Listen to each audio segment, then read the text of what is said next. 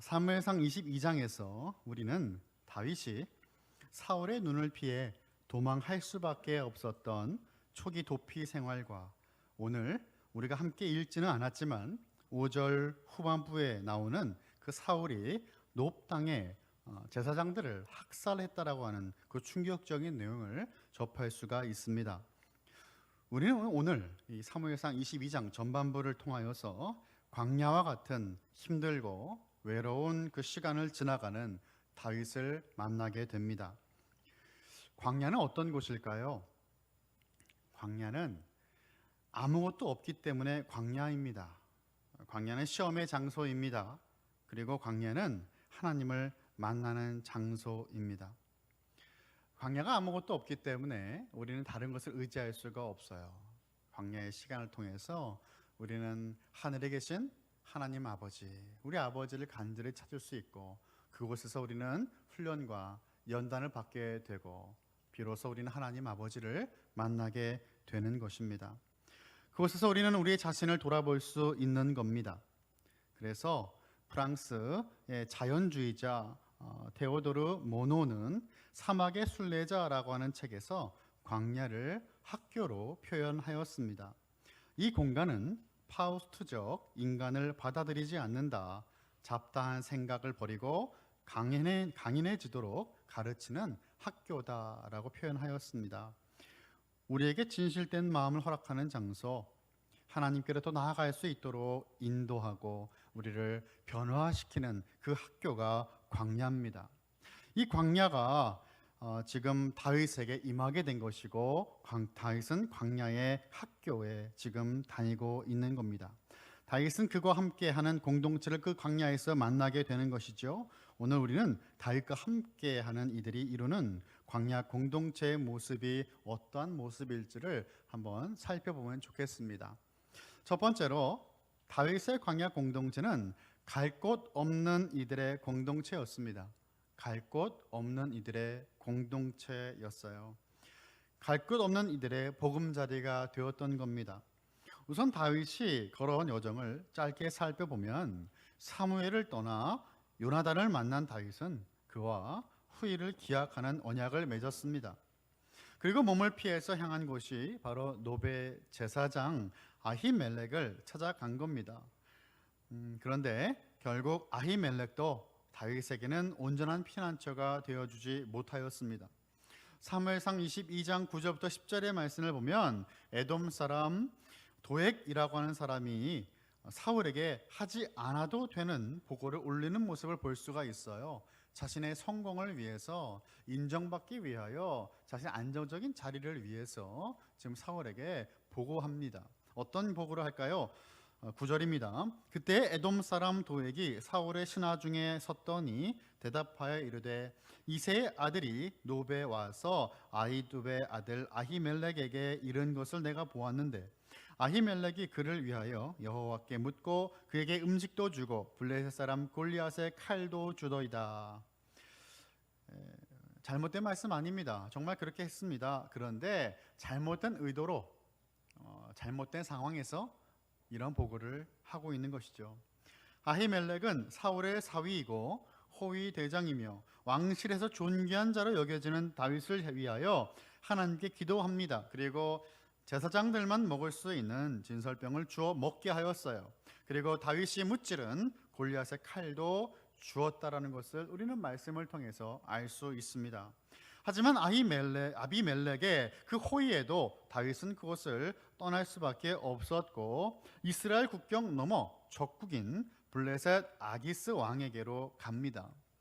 그곳에서 다윗은 자신의 정체가 드러날 뻔하였지만 미친 척을 하고 침을 흘리면서 연기를 하였죠. 목숨을 부지했습니다. 그런데 결국 다윗의 정체는 쉽게 드러나 버리고 말았어요.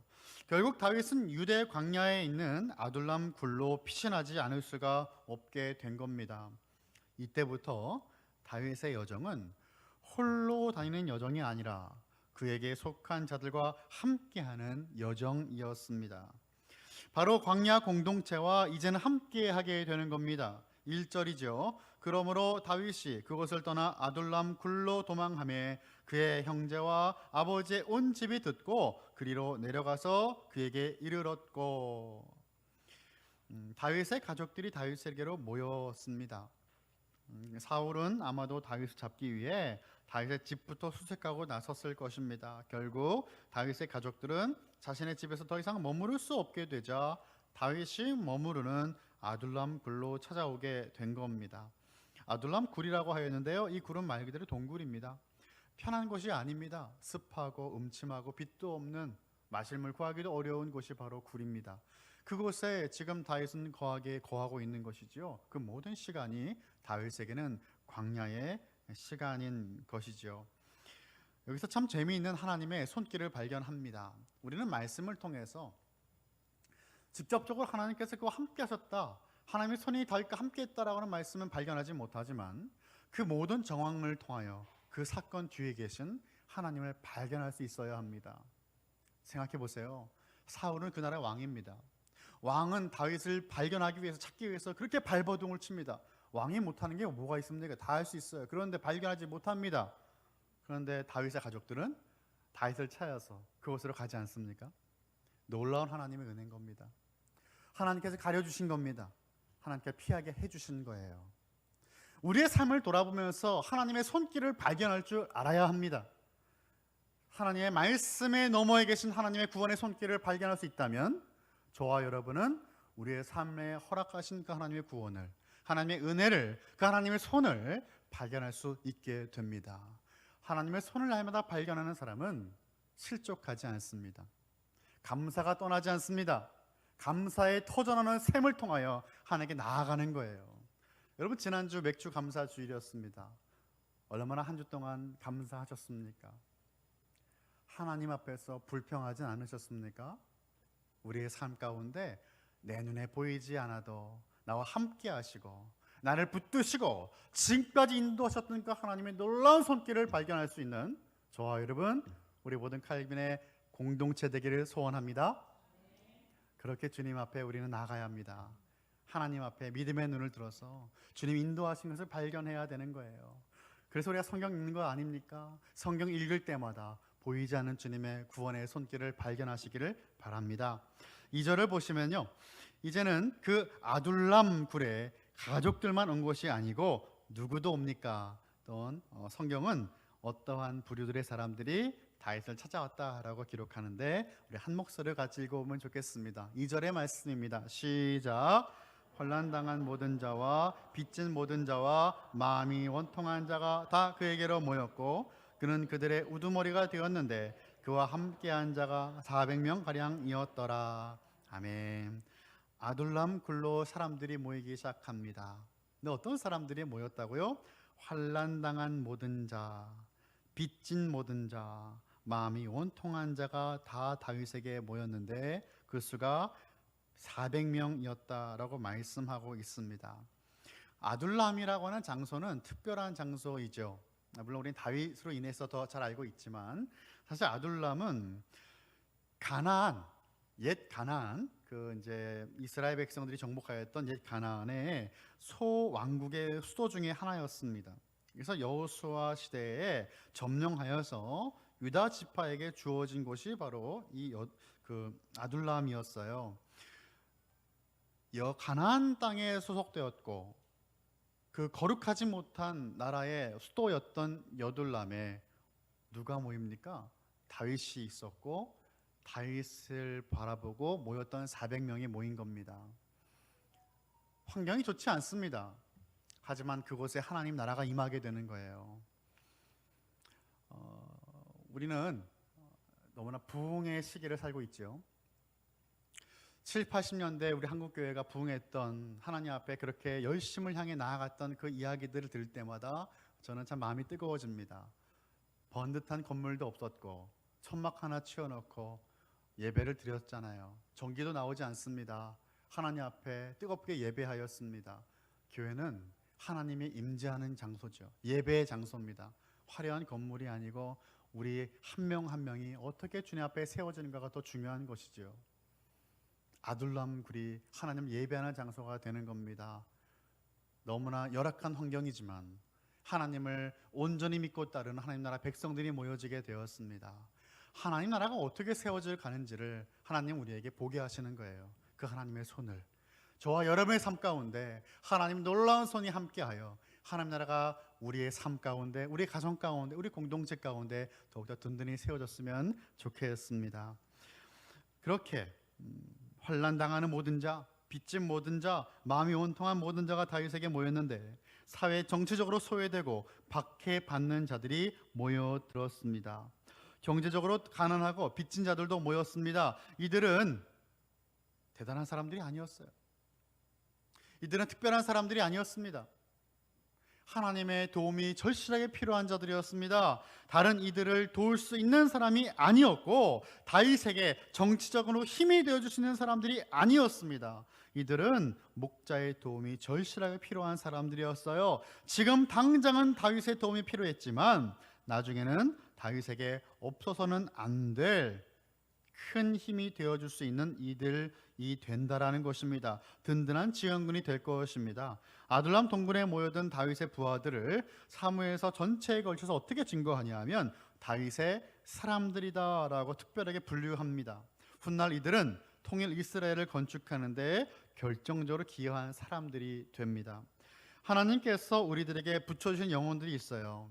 세상은 사람들을 만날 때 그 사람이 나에게 얼마나 이익을 주는지, 유익한지를 따지고 관계를 맺을 수 있지만 예수님 안에서 관계를 맺는 우리들은 그 관계가 나에게 어떠한 득과 실을 줄지 따지면서 관계를 만들지 않습니다. 가족이 그렇지요. 부모와 형제가 나에게 무슨 유익을 줄지를 따지면서 관계를 맺지 않는 것처럼 하나님의 나라 가족인 교회 공동체는 서로가 서로에게 그 자체로 선물인 것입니다. 영어로 공동체를 커뮤니티라고 말을 합니다. 이 라틴어로 보면 이 커뮤니티의 어원이 come이라고 하는 그 앞의 말은 함께하다라는 뜻이고요. 그리고 뮤니티의 뮤니스는 선물을 준다라고 하는 의미가 됩니다. 그래서 함께하는 것, 선물을 주는 것과 하나 되어서 단어를 이룬 것이 커뮤니티, 공동체라는 거예요. 서로가 서로에게 그 존재만으로도 선물과도 같은 존귀한 자로 여겨지는 것이 바로 공동체죠. 다윗의 공동체는 서로가 서로에게 든든한 힘이 되어주는 공동체였습니다. 그들이 무언가 특별해서가 아니었어요. 왜 그렇다면 선물이 됩니까? 하나님께서 함께 하시기 때문입니다. 하나님께서 그들을 아둘람 굴로 모이게 하셨어요. 하나님을 왕으로 통치자로 온전히 따르게 하십니다. 그러했기 때문에 지금 그들의 삶 가운데서는 그 다윗의 공동체는 서로가 선물로 여기고 큰 힘이 되어주는 그런 아름다운 공동체가 된 것이죠. 말씀은 다윗이 이들의 우두머리가 되었다라고 말씀합니다. 정치적인 지도자가 되었다는 의미죠. 왕이 되는 길에서 이제 중요한 시작이 된 것입니다. 왜 다윗에게는 환난당하는 모든 이들과 빚진 모든 이들과 마음이 원통한 자들이 모두 모였을까요? 잘 나가는 사람들이 모일 수도 있지 않을까요? 그런데 다윗에게는 그렇게 부족한 자, 연약한 자들이 모였습니다. 세상에서 이해받을 수 없는 이들이 다윗에게 모였습니다. 왜요? 다윗이 그러하였기 때문이죠. 다윗이 그렇게 하나님 앞에서 낮은 자였기 때문입니다. 여러분, 어떤 병원의 의사 선생님이 아주 병을 잘 고친다라는 소문이 나니까 모든 병들고 아픈 사람들이 그 선생님께 진료 한번 받으려고 줄을 서 있는 모습, 우리는 병원에 가면 자주 볼 수 있습니다. 그런데 다윗은 단순히 실력이 좋고 인기만 많은 지도자가 아니었습니다. 다윗도 환난을 당하였고 도망자 신세였으며 마음이 온통한 자였어요.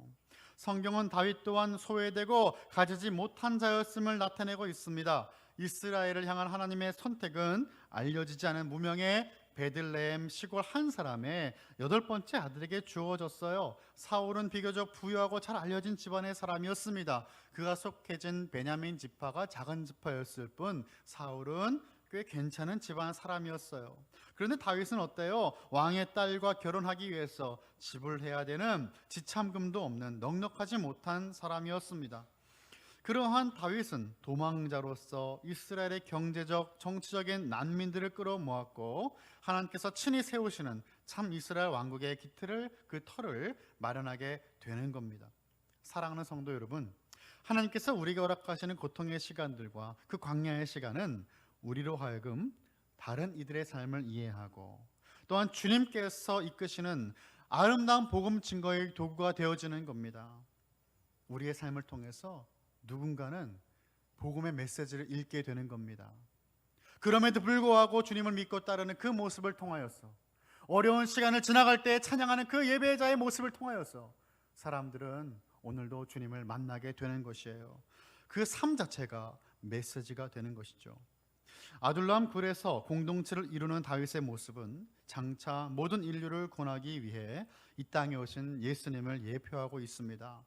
우리 예수님은 궁궐과 같이 화려한 곳에서 태어나시지 않았어요. 낮고 낮은 베들레헴 마구간에서 태어나셨어요. 그 위에 누이셨습니다. 우리는 다윗의 모습을 통해서 예수님을 또한 발견할 수 있는 겁니다. 예수님의 그 걸어가신 발걸음을 가만히 지켜보면 우리는 그곳에서, 그 안에서 구약의 성경 인물들을 발견할 수 있게 되겠죠.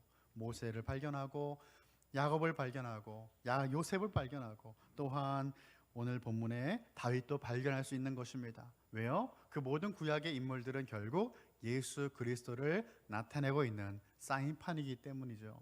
그래서 예수님을 통해서 우리는 무엇을 발견할 수 있습니까? 그렇구나, 오늘 나의 삶은 그저 하나님께서 살게 하시는 삶뿐만 아니라 사명을 붙드는 삶이 되어야겠구나라는 것을 깨닫게 되는 것입니다. 모든 광야의 그 시간을 통해서 하나님이 이루고자 하시는 구원의 목적이 있다라는 거예요. 다윗은 그의 삶에 영혼을 붙여주셔서 이제는 광야의 삶을 끝나는 것이 아니라 그 영혼을 양으로 대했던 다윗은 한 나라의 왕이 되어서 하나님 나라의 백성을 이끌게 될 것입니다. 여러분의 삶이 많은 영혼들을 주님께로 인도하는 데 쓰임받는 아름다운 복음 증거의 도구가 되기를 간절히 소원합니다. 예수님은요, 바리새인과 율법 교사들이 하셨던 말들을 인용하셨어요. 먹기를 탐하고 포도주를 즐기는 사람이요 세리와 죄인들의 친구로다라고 예수님 말씀하십니다. 아무도 친구가 되어주지 않는 세리들과 죄인들의 집에 초대받으셨고 함께 식사를 하시면서 그들의 가족과 친구가 되어주셨어요. 아둘람 공동체에서 보여준 다윗의 모습은 모든 소외된 그 자들에게 친구로 다가오시고 가족이 되어주시며 존재 그 자체가 이미 선물이신 예수 그리스도를 우리에게 나타내는 아름다운 그림이 되는 것입니다. 예수님을 주로 고백하고 모시는 우리들의 공동체는 갈 곳 없는 모든 이들이 마음껏 들어올 수 있고 마음껏 마음을 열 수 있는 공동체가 되어야 하는 것이죠.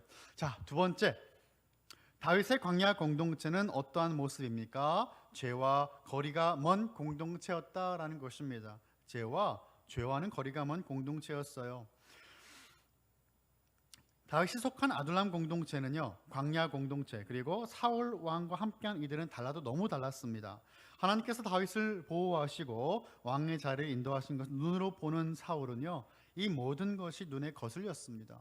6절의 말씀을 보겠습니다. 사울이 다윗과 그와 함께 있는 사람들이 나타났다 함을 들으니라. 그때에 사울이 기브와 높은 곳에서 손에 단창을 들고 에셀나무 아래에 앉았고 모든 신하들은 그의 곁에 섰더니라고 말씀합니다. 유다 땅에 다시 다윗이 나타났다는 말을 들은 사울은요, 극도로 불안해합니다. 사울이 단창을 들고 에슬나무 아래에 앉았다라고 말씀하는데 이 말씀은 그가 왕의 권위를 나타내 보이고자 했다라는 말이에요.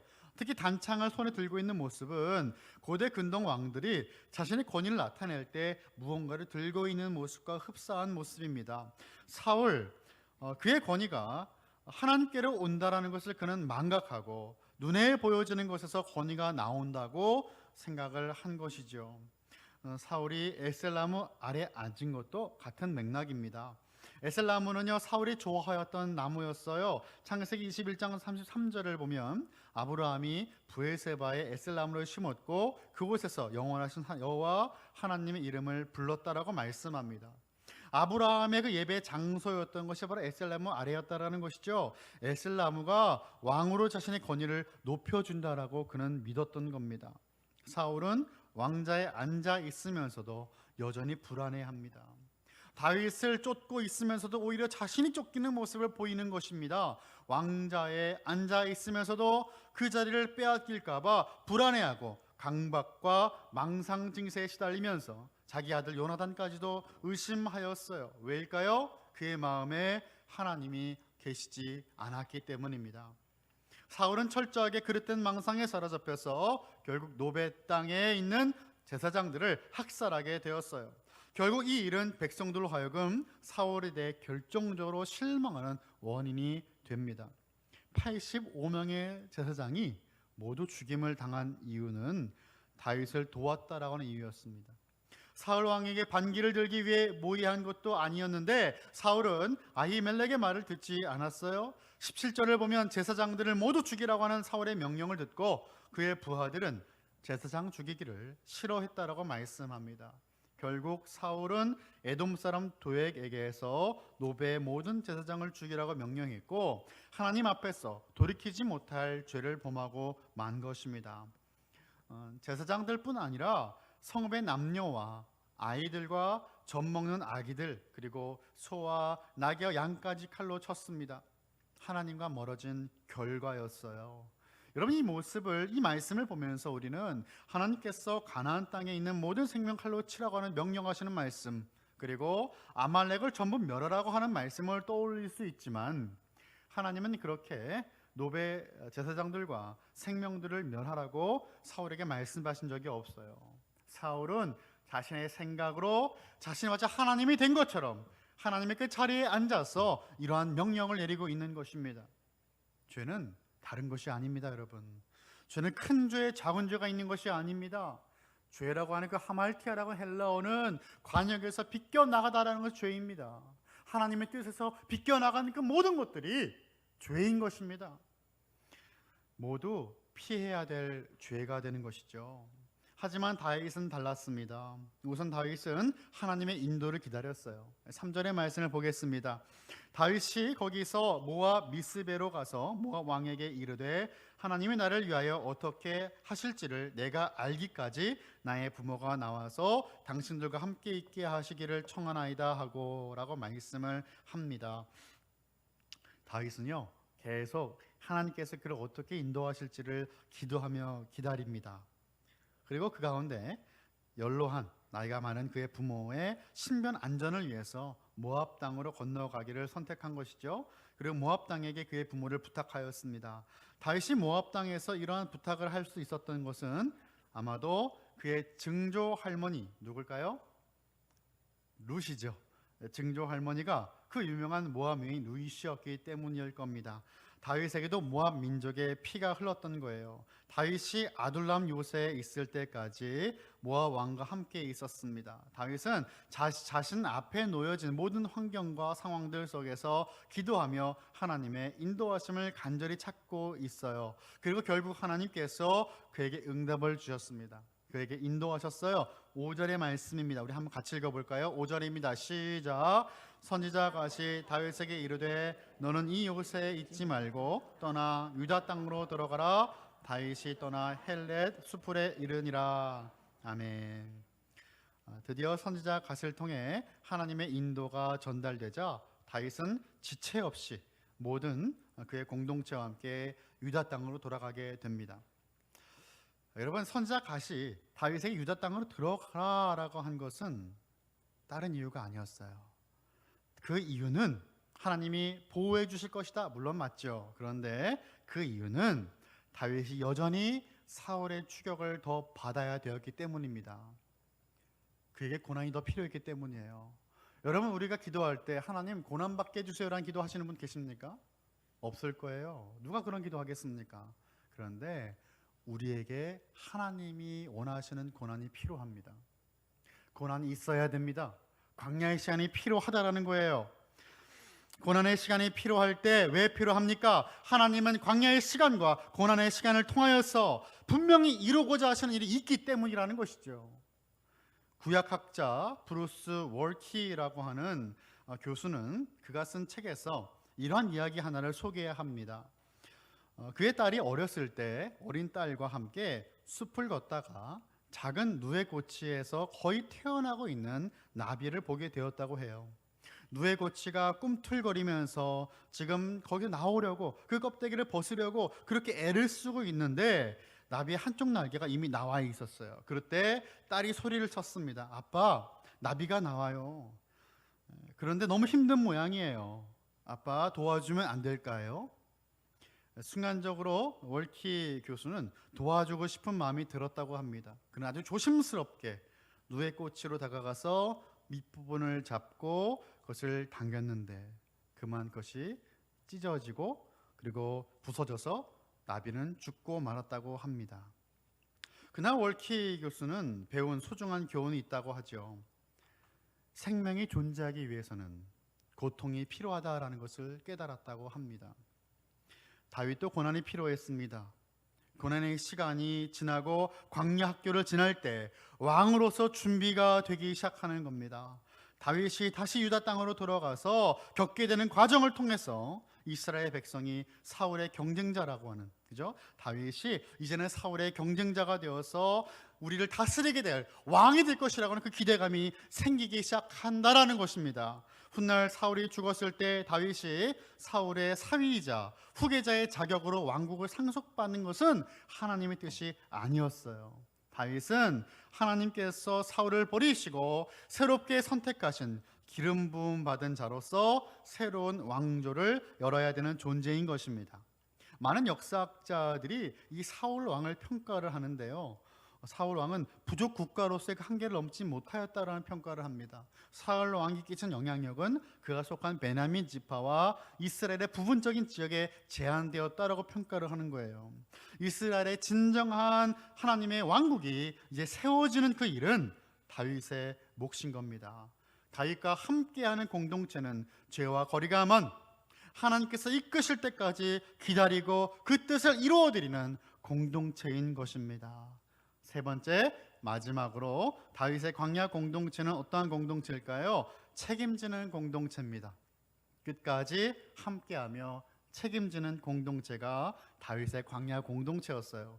사울의 칼을 피해서 다윗에게로 도망쳐온 한 사람이 더 등장합니다.